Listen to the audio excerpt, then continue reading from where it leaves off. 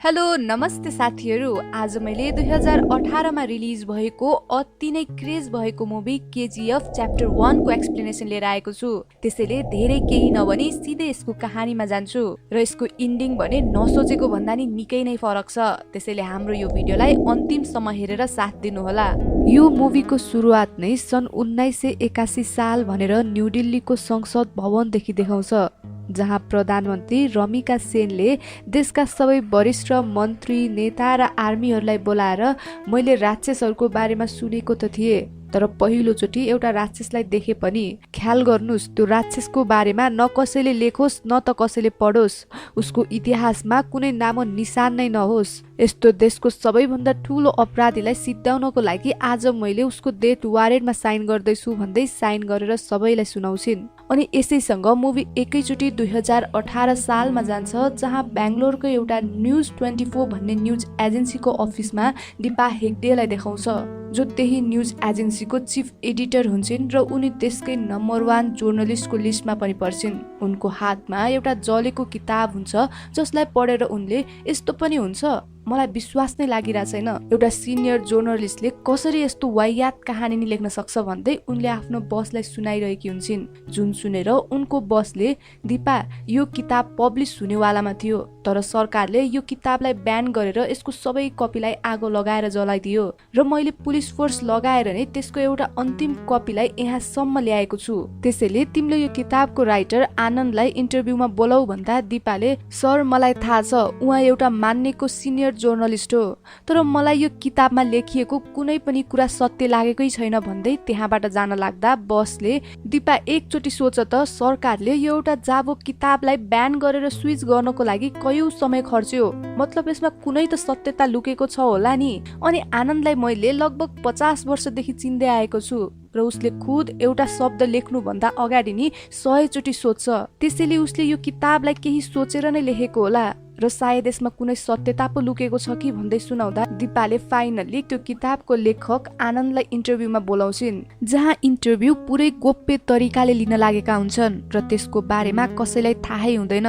किताबको नाम एल्डोराडो हुन्छ, जुन सत्य घटनामा आधारित बनाएर लेखिएको हुन्छ र पहिल्यै दीपाले आनन्दलाई सत्य घटनामा आधारित भनेर लेख्नु भएको होइन, तपाईको यो काल्पनिक कथामा के सत्य छ, के मान्छेले तपाईको यो किताब पढेर विश्वास गर्छन् त भनेर सोध्दा आनन्दले दीपालाई, के तिमीले एल्डोराडोको मतलब बुझ्यौ भनेर सोध्छन्। अनि दीपाले the lost city of gold मतलब सुनको साम्राज्य भन्छन्। त्यसपछि आनन्दले, बस हजारौं वर्ष अगाडि कतै न कतै सुनको साम्राज्य छ भन्ने विश्वासले नै कयौं राजाहरूले त्यसको खोजीमा आफ्ना सैनिकहरू गुमाउनु परेको थियो, तर कसैले पनि त्यो पत्ता लगाउनै सकेनन्। यदि कसैले भेटाएको भए ऊ दुनियाँकै शक्तिशाली राजा हुन्थ्यो कि नाइ भनेर फेरि सोध्दा दीपाले हुन सक्थ्यो भनेर जवाफ दिन्छन्। त्यसपछि आनन्दले फेरि, हो यो किताबमा त्यस्तै एउटा व्यक्तिको बारेमा लेखेको छु, यो कुनै काल्पनिक कथा होइन, यसलाई प्रुफ गर्नको लागि मसँग एउटा सबुत छ, जुन बेङ्गलोरको एउटा गाउँको पहाडमा पिपलको रुख मुनि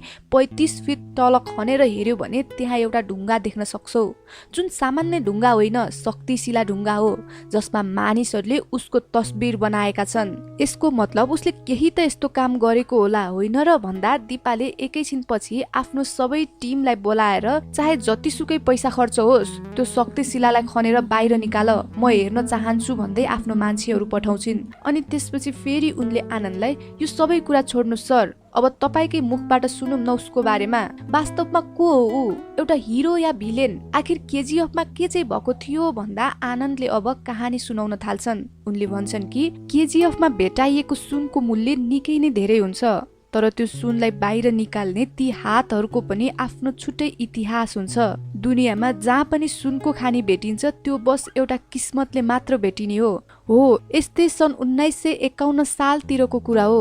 केजीएफ शहरदेखि लगभग 18 किलोमिटर टाढा जब किसानहरूले एउटा कुवा खन्न लागेका थिए, त्यो बेलामा उनीहरूले एउटा अचम्मको ढुङ्गा भेटाएका हुन्छन् र त्यसको इन्भेस्टिगेसनको लागि केही सरकारी कर्मचारीहरू पनि आइपुग्छन् र तिनीहरूसँगै सूर्यवर्धन पनि आएको हुन्छ, जो त्यो ठाउँको एउटा पावरफुल मानिस हुन्छ। अनि भाग्यको खेल भनौं, त्यो दिन त्यो समय दुईवटा यस्तो घटना घट्छ जहाँ त्यो ठाउँ पनि भेटिन्छ र उसले पनि यो धरतीमा जन्म लिन्छ। यता भने सूर्यवर्धनले ढुङ्गाको पहाडमा सुन भेटाएको थियो।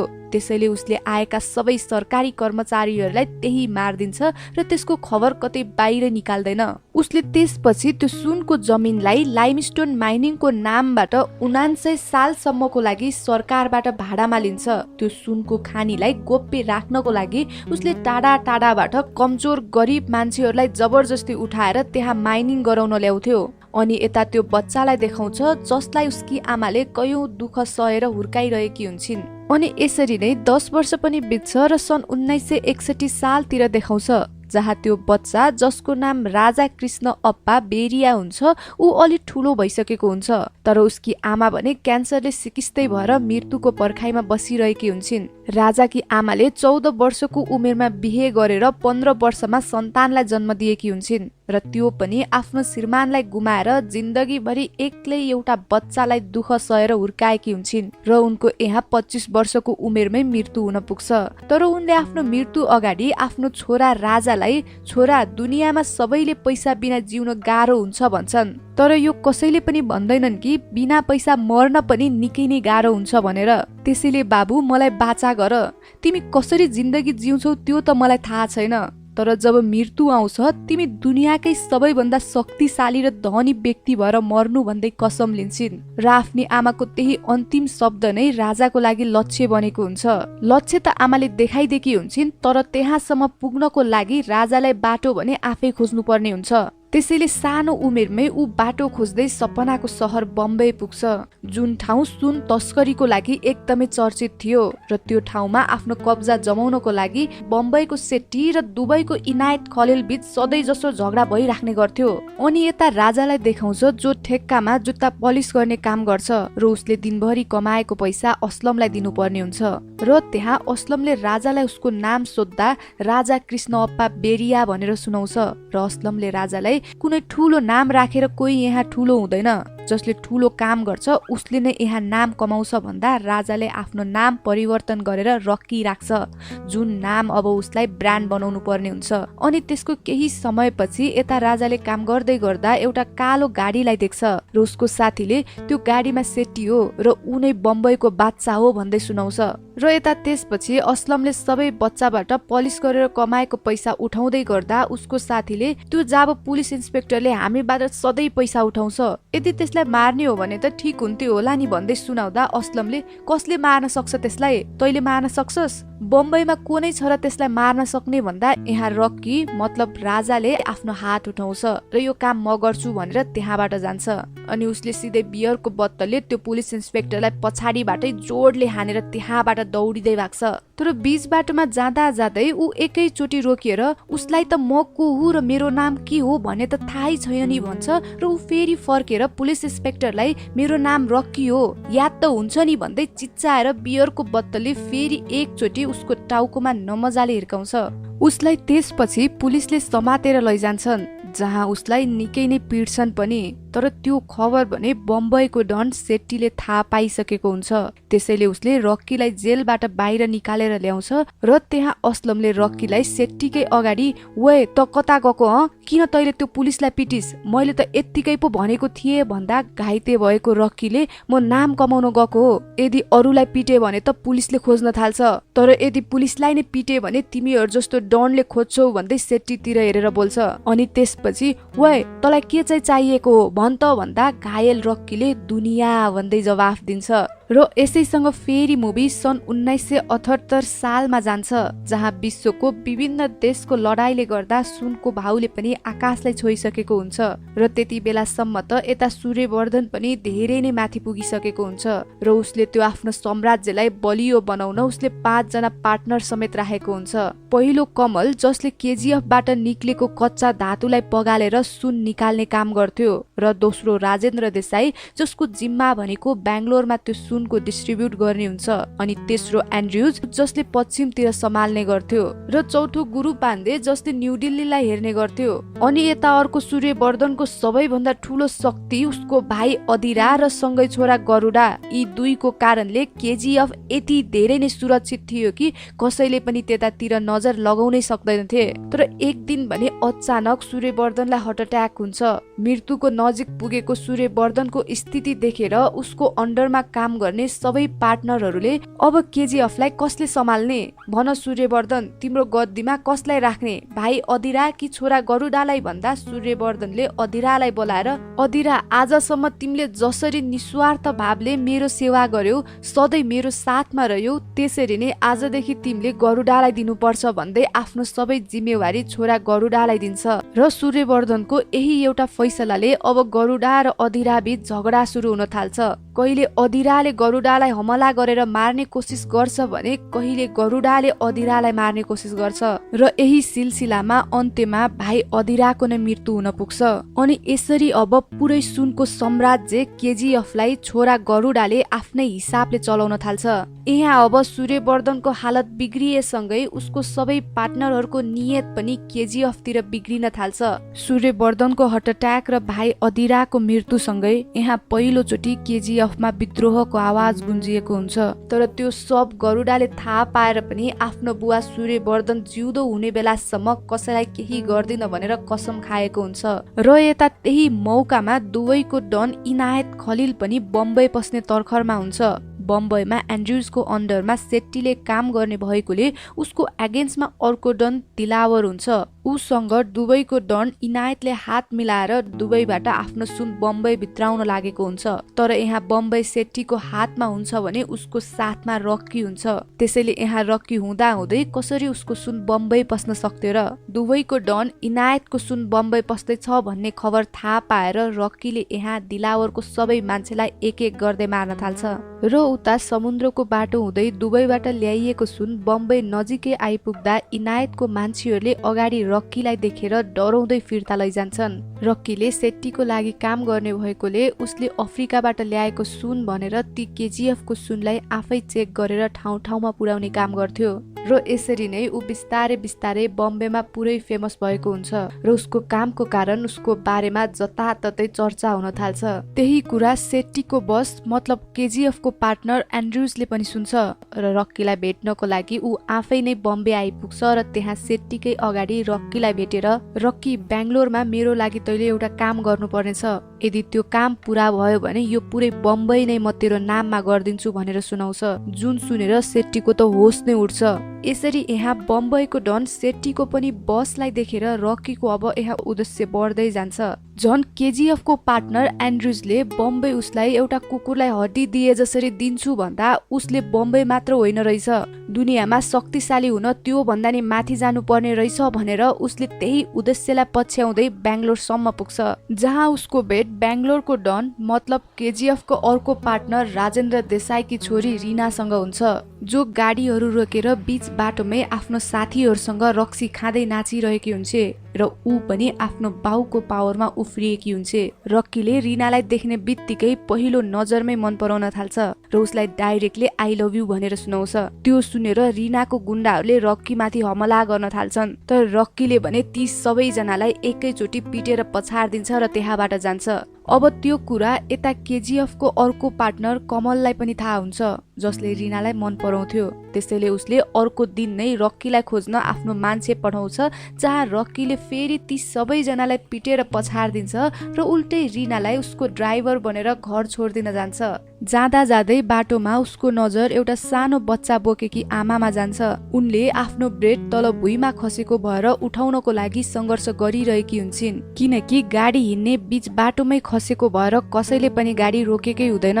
त्यसैले रक्की बीचमा गएर आफ्नो गाडी रोकिदिन्छ र बन्दुक बाहिर देखाउँदै सबैलाई डराउन दिन्छ। त्यसपछि रक्की गाडीबाट बाहिर निक्लेर त्यो ब्रेड उठाउँछ र भोकै भएकी आमालाई दिँदै, मलाई थाहा छ यो भोकको के कति मूल्य हुन्छ भनेर, मैले तिम्रो परिस्थिति बुझ्छु, तर हामी आफ्नो लागि आफै लड्नुपर्छ, कोही पनि तिमी भन्दा शक्तिशाली छैन, किनकि यो दुनियाँमा सबैभन्दा शक्तिशाली योद्धा एउटी आमा हुन्छन् भन्दै सुनाउँछ। जहाँ उसलाई आफ्नी आमाको पनि याद आएको हुन्छ र त्यो देखेर यता रिनाको पनि कता कता रक्की प्रति मन पग्लिएको हुन्छ। अनि त्यसको केही समयपछि रक्कीले फेरि बाटोमा जाँदै गर्दा सुनले भरिएको ट्रकलाई देख्छ, जुन उसले नै चेक गरेर अरू ठाउँमा पठाउने गर्थ्यो र उसलाई त्यो सुन सिधै अफ्रिकादेखि बम्बई आउँछ भनिएको हुन्छ। तर यहाँ त उसले त्यो सबै सुन बेंगलोरमा देख्छ। त्यसैले ऊ सबै कुरा थाहा पाउनको लागि रिनालाई त्यही छोडेर कसैले नदेख्ने गरेर ट्रकमा चढेर जान्छ। त्यहाँ बल्ल उसले थाहा पाउँछ कि त्यो सुन वास्तवमा अफ्रिकादेखि भने आएको होइन भनेर। तर उसको दिमागमा भने एउटै प्रश्न गुन्जिरहेको हुन्छ कि यो सुन अफ्रिकादेखि आएको होइन भने आखिर कहाँबाट आयो त र यसको पछि कसको हात छ भनेर। अनि ऊ त्यसपछि राति क्लबमा जान्छ जहाँ रिनाले केजीएफ को पार्टनर कमल सहित आफ्नो पुरै ग्याङलाई त्यहाँ बोलाएकी हुन्छ र रकीलाई उसले तैले यदि यो सबैको अगाडि मलाई छोएर देखाउँछस् भने म तेरो, नत्र त जस्तोको के औकात मेरो अगाडि भनेर च्यालेन्ज गर्छे। त्यो सुनेर रकी पहिला त त्यहाँबाट केही नभनी जान्छ र त्यसरी गएको देखेर सबैजनाले उसको मजाक पनि उडाउँछन्। तर ऊ त्यसरी जानेवाला मान्छे भने होइन। त्यसैले पछि उसले ट्रक भरिको पेट्रोल लिएर पुरै रुम भरि पोख्छ र एउटा सलाई बालेर सबैलाई डराउन दिन्छ। अनि ऊ त्यसपछि डाइरेक्टली रिनाको नजिक गएर उसलाई नछोइकिन मलाई बुझ्न त्यति गाह्रो छैन, तोरे दिमाग लगाएर त हेर न भन्दै सुनाउँछ। र ठ्याक्कै त्यही समय त्यहाँ सूर्यवर्धनका अरू पार्टनरहरू पनि आइपुग्छन् र रिना सहित सबैलाई बाहिर पठाएर बल्ल यहाँ रक्कीलाई बोलाउनुको कारण भन्छन् कि वास्तवमा उसलाई त्यहाँ सूर्यवर्धनको छोरा मतलब केजीएफ को मालिक गरुडालाई मार्नको लागि बोलाएको हो भनेर। त्यसैले उनीहरू सबैले कसरी गरुडालाई मार्ने भनेर त्यहाँ प्लान बनाउन थाल्छन्। गरुडा यत्तिकै सानो कामले यहाँसम्म भने आउँदैन। त्यसैले उसलाई यहाँसम्म बोलाउनको लागि उसको बुवा सूर्यवर्धनको ठूलो मूर्ति बनाएर सम्मानको लागि भन्दै उसलाई बोलाउनु पर्छ र त्यसपछि ऊ जसरी नै आउनै पर्छ। अनि त्यही मौकामा रक्कीले गरुडालाई गोली हानेर मार्छ र बन्दुकको चिन्ता नगर रक्की, एउटा बन्दुक जसरी नै भित्र छिराउँछौ भन्दै पनि सुनाउँछन्। अब भने त्यही दिन आउँछ र गरुडा त्यहाँ आफ्नो बुवा सूर्यवर्धनको सम्मानमा उसको मूर्ति प्रदर्शनको लागि आइपुग्छ र यहाँ रक्की पनि बन्दुकको साथमा पुरै तयारी अवस्थामा गरुडालाई मार्न बसेको हुन्छ। तर गरुडा आउन साथ त्यहाँ उसका मान्छेहरूले उल्टै सबैलाई बन्दुक ताकेर राख्छन् किनकि गरुडालाई पहिल्यै नै त्यो प्लानको बारेमा सबै कुरा थाहा हुँदो रहेछ। अनि जब उसले त्यो मूर्तिबाट पर्दा निकाल्छ त्यो मूर्ति उसको बुवा सूर्यवर्धनको नभई खुद उसकै हुन्छ। अनि उसले ती सबैजनालाई मेरो बुवाले यो साम्राज्य बनाउनको लागि तिमीहरूमाथि विश्वास गर्नुभयो भन्दै इन्डाइरेक्टली धम्की दिन्छ र उसले अझै थपेर म यो भन्दा नि शानदार साम्राज्य बनाउँछु भन्दै सुनाउँछ र त्यहाँबाट जान्छ। अनि यसरी उसले सबै प्लानको बारेमा थाहा पाएर पनि कसैलाई केही नगरी त्यहाँबाट गएको हुन्छ। यता भने पहिलो चोटि रक्कीको प्लान फ्लप भएको हुन्छ र यसैसँग केजीएफ का ती पार्टनरहरू पनि गरुडाले आफूहरूलाई कसरी मार्ने हो भन्दै निकै नै डराइरहेका हुन्छन्। अनि त्यही डरमा उनीहरूले रक्कीकै अगाडि हामीले दुनियाँ पाउने लोभमा आफ्नो खुट्टामा आफै बन्चर हान्यौ, अब थाहा छैन हाम्रो के हालत हुने हो, तर किन चाहिँ त्यसले आज हामीलाई मारेन भन्दै सुनाउँदा केजीएफ को पार्टनर राजेन्द्र देसाईले पावर देखाउनको लागि हो, उसले चाहे जति बेला पनि हामीलाई मार्न सक्छ तर ऊ दुनियाँको अगाडि आफ्नो पावर देखाउन चाहन्छ। बस उसले आफ्नो बुवाको मृत्युलाई कुरेर मात्र बसेको छ। यदि उसको बुवा सूर्यवर्धन मर्यो भने हामीलाई पनि मारिदिन्छ। त्यसैले त्यो गरुडा नमरेसम्म हामीलाई डर छ, तर त्यो गरुडा मरेन भने हामी चाहिँ पक्कै मर्न सक्छौ भनेर सुनाउँदा केजीएफ को अर्को पार्टनर एन्ड्रुजले त्यो अब यहाँ आउँदैन र को त्यहाँ मर्न ती राक्षसहरूको बीच जान सक्छ र गएकाहरू पनि अहिलेसम्म जिउँदो फर्केकै छैनन्। अनि यतिसम्मको आइडिया पनि तिम्रो दिमागमा कसरी आउन सक्यो? अनि यो भन कि को चाहिँ जान सक्छ त्यो ठाउँमा भन्दा ती सबै कुरा सुनिरहेको रक्कीले आफ्नो हात उठाउँदै म जान्छु, जे कामको लागि मलाई यहाँ बोलाइएको हो त्यो नसकिदासम्म म यहाँबाट जान्न, चाहे त्यो पातलमा होस् या आकाशमा, त्यही गएर नै सिद्धाउँछु भन्दै सुनाउँछ।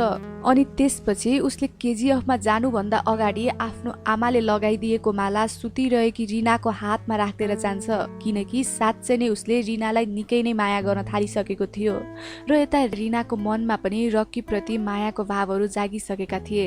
अब यता भने केजीएफमा काम गर्नको लागि गाउँबाट कयौं मान्छेहरूलाई जबरजस्ती उठाएर माइनिङमा मजदुरी गर्न लैजान्थे। त्यहाँ पुगेका मजदुरहरू कोही पनि फिर्ता आउनै पाउँदैन थियो। अनि यसरी गाउँबाट मान्छेहरूलाई उठाउँदै गर्दा रक्की पनि त्यही गाउँलेहरूको बीचमा गएर बस्छ। त्यसपछि भने गरुडाको मान्छेहरूले रक्कीलाई पनि उठाएर केजीएफमा मजदुरी गर्नको लागि ल्याउँछन्। त्यहाँ लगभग 20,000 भन्दा बढी मजदुरहरूलाई बन्दी बनाएर काम गराउने गर्थे र मजदुरहरूको निगरानी राख्नको लागि नै 400 जना राक्षस जस्ता गार्डहरू राखिएको हुन्छ। सानो गल्ती गर्दा समेत पनि ती राक्षसहरूले 18 घण्टा काम गर्ने मजदुरहरूलाई जनावरलाई भन्दा नि घटिया व्यवहार गरेर यातना दिने गर्थे। कमजोर र उनीहरूको काम नलाग्नेहरूलाई त सिधै गोली हानेर मारिदिन्थे पनि। र यतिसम्म कि त्यहाँको गार्डहरूलाई ठाडो शिर गरेर हेर्यो भने पनि ज्यान समेत जान सक्थ्यो। अनि यता यसरी रक्की पनि मजदुर बनेर सुनको खानीमा पुग्छ, जहाँ उसले केही दिन मजदुर बनेर नै सबै स्थितिहरूलाई बुझ्न थाल्छ। त्यो केजीएफबाट केही मात्र टाढा सूर्यवर्धनको महल हुन्छ, जहाँ ऊ आफ्ना 2 जना छोरा गरुडा र विराट सँगै बस्दै आइरहेको हुन्छ। गरुडाको भाइ विराट भने भर्खरै लन्डनबाट पढेर आएको हुन्छ, जसलाई त्यहाँको वातावरण केही थाहा नै हुँदैन। गरुडाले भने उसलाई मार्न आएका 3 जना व्यक्तिहरूलाई बन्दी बनाएर राखेको हुन्छ अनि उसले ती 3 जनालाई काली माताको पूजामा बलि दिनको लागि खाना खुवाउँदै राखेको हुन्छ। उसको त्यो महलमा सेक्युरिटी एकदमै टाइट हुन्छ, कोही पनि त्यहाँ सजिलै छिर्न भने सक्दैन थियो। तर यता रक्कीले भने गार्डको आँखामा जालो हान्दै सबै छानबिन गरिरहेको हुन्छ र उसले केही दिनमै गरुडाको त्यो महलसम्म पुग्ने बाटो पनि पत्ता लगाउँछ। अनि यसरी त्यही बसी बसी उसले गरुडालाई मार्ने प्लान समेत बनाउँछ। उसलाई देखेर त्यहाँका मजदुरहरूले पनि बुझिसकेका थिए, त्यसैले उनीहरूको मनमा पनि अब बिस्तारै बिस्तारै त्यहाँबाट बाहिर निस्किन पाइन्छ भन्ने आशा पलाएको हुन्छ। केजीएफमा मजदुरहरूलाई गरिने व्यवहार देखेर कता कता रक्कीलाई पीडा भएको हुन्छ र झन् यहाँ आएपछि त उसले आफ्नी आमालाई र उनका कुरालाई निकै नै सम्झिरहेको हुन्छ। अनि यस्तै एक दिन भने त्यहाँका गार्डहरूले मजदुरप्रति गरेको त्यो अत्याचार रक्कीले हेर्नै सक्दैन, त्यसैले उसले त्यहाँ भएका सबै 23 जना गार्डहरूलाई एक एक गर्दै निर्दय तरिकाले मारिदिन्छ। उसले त्यहाँ सबैलाई यसरी मार्छ कि ऊ सबै मजदुरहरूको हिम्मत बनेको हुन्छ। उता भने त्यत्रो दिनसम्म रक्कीको कुनै नै खबर नआएकोले सायद रक्की मरिसक्यो भन्ने बुझेर रिना निकै नै रुन्छे र उसलाई त्यहाँ गरुडालाई मार्न पठाउने केजीएफका पार्टनरहरू पनि निकै नै आत्तिन्छन्। तर जब रक्कीले ती मरेको सबै गार्डहरूलाई आगो लगाएर इसारा दिन्छ, तब बल्ल यहाँ हामीलाई थाहा हुन्छ कि गरुडालाई मार्ने प्लान त उसकै लन्डनबाट पढेर आएको भाइ विराटले पो बनाएको रहेछ भनेर। विराटले त्यसपछि सबैलाई फोन गरेर रक्की अझै मरेको छैन, उसले आगोको धमाकाले हामीलाई इसारा दिएको छ भन्दै सुनाउँछ। तर जब गरुडाले केजीएफमा आगोको राको देख्छ, उसले आफ्नो गार्डहरूलाई चेक गर्न त्यहाँ पठाउँछ। तर विराटले भने उनीहरूलाई रोक्नको लागि नचाहँदा नचाहँदै आफ्नो बुवा सूर्यवर्धनलाई मारिदिन्छ, जुन खबर सुनेर केजीएफतिर गएका गार्डहरू पनि महलतिर फर्किन थाल्छन्। अनि उता भने सूर्यवर्धनको निधनले सबैजनालाई त्रासित बनाएको हुन्छ, किनकि अब गरुडाले जे नि गर्न सक्थ्यो। तर यता गरुडाले भने पहिला काली माताको पूजा सिद्धाएर आफ्ना दुश्मनहरूलाई भोलि बिहानको सूर्योदय पनि हेर्न नदिँदै मार्ने योजना बनाउँछ। अनि उसका 23 जना गार्ड मारिएकोले काली पूजाको दिन झनै सेक्युरिटी टाइट गरेको हुन्छ र यता गरुडाले पूजामा बलि दिनको लागि ती 3 जना व्यक्तिलाई लिएर आऊ भन्छ र पालै पालो गरेर उसले 2 जनाको त बलि दिन्छ। तर जब तेस्रो व्यक्तिको पालो आउँछ, ऊ त वास्तवमा रक्की पो हुँदो रहेछ। रक्कीले तेस्रो व्यक्तिलाई पहिले मारेर उसको ठाउँमा आफू आएको हुँदो रहेछ र उसले यहाँ गरुडाकै हातबाट उसको तरबार खोसेर घाँटी छिनालेर मारिदिन्छ। र यो पूजामा सबै मजदुर र गार्डहरू पनि हुन्छन्। उनीहरूकै अगाडि रक्कीले गरुडालाई मारिदिएको हुन्छ, त्यसैले खुसीमा मजदुरहरूले ठुल्ठुलो आवाजमा बाजा बजाउन थाल्छन्। त्यसपछि तुरुन्तै उता केजीएफका पार्टनरहरूमा पनि खबर पुग्छ र सबैजना खुसीले नाच्छन्। यहाँ हामीलाई थाहा हुन्छ कि जब रक्कीलाई केजीएफको पार्टनर एन्ड्रुजले बम्बई दिन्छु भनेको थियो, तब उसलाई त्यो पनि थोरै लागेको हुन्छ। अनि जब रक्कीले पहिलोचोटि गरुडालाई देखेको थियो, उसले त्यहाँ बल्ल बुझेको हुन्छ कि त्यही एउटा मान्छे हो जसले उसको लक्ष्यसम्म पुर्याउन सक्छ भनेर। त्यसैले उसले मौका मिल्दा समेत पनि त्यो समयमा गरुडालाई मारेको हुँदो रहेनछ। यता केजीएफलाई जित्नको लागि भने उसलाई सैनिकको आवश्यक थियो, त्यसैले उसले गरुडालाई घरमा नमारेर सबैको अगाडि नै 2 टुक्रा बनाइदिएको हुन्छ। र जब यहाँ ती 400 गार्ड रक्कीलाई मार्न बन्दुक बोकेर आउँछन् भने त्यही अब 20,000 मजदुर उसको लागि लड्न तयार थिए, किनकि सानोमा उसकी आमाले उसलाई यो सिकाएकी हुन्छन् कि बाबु, यदि तिम्रो पछाडि 1000 जना मान्छे छन् भनेर तिमीलाई हिम्मत आउँछ भने केवल तिमीले एउटा मात्र युद्ध जित्न सक्छौ। तर यदि तिमीले ती हजारौं मान्छेहरूलाई यो विश्वास देऊ कि तिमी उनको साथमा छौ भनेर, त्यसपछि तिमीले पुरै दुनियाँलाई जित्न सक्छौ भन्दै सिकाएको कुरा नै रक्कीले लागू गरेको हुन्छ। अनि मुभीको अन्त्यमा यता दुबईको डन इनायतलाई देखाउँछ जो केजीएफको शिकार गर्न तयार भएको हुन्छ र उता प्रधानमन्त्री रेमिका सेनलाई देखाउँछ जसलाई पनि केजीएफको बारेमा के भयो भन्ने खबर पाउँछिन्। अनि यता अर्कोतिर सूर्यवर्धनको मरेको भाइ अधिरालाई देखाउँछ जो खासमा मरेकै हुँदो रहेनछ र उसको नजर पनि केजीएफमै हुन्छ अनि उसले पनि गरुडा मरेको खबर सुन्छ र अब यहाँ सबैजनाको नजर केजीएफमा थियो। अनि उता कहानी सुनाइरहेको आनन्दले यो त बस सुरुवात मात्र थियो, असली कहानी त अब सुरु हुन्छ भन्दै सुनाउँछन् अनि यसैमा यो मुभीको समाप्त हुन्छ।